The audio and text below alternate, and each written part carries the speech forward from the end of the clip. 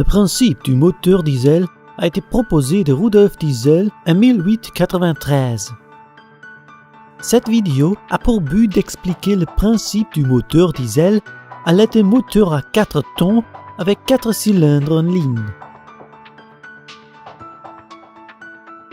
L'un des composants d'un moteur est le double arbre à cames responsable de la commande des soupapes. Dans cet exemple, il existe 4 soupapes par cylindre.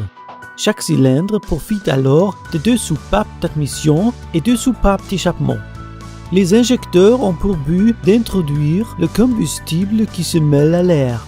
Lors de la combustion, les pistons sont chassés vers le bas et donnent une impulsion de rotation au vilebrequin par l'intermédiaire de bielles.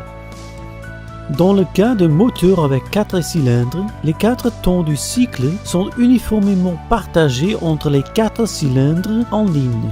C'est la raison pour laquelle un moteur à 4 cylindres offre une plus grande régularité qu'un moteur à 1 ou 2 cylindres. Les 4 temps du cycle sont ceux du moteur auto: admission, compression, combustion, échappement.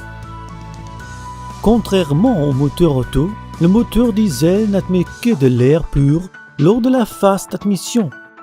Pour cela, les soupapes d'admission s'ouvrent à l'aide de l'arbre à cames.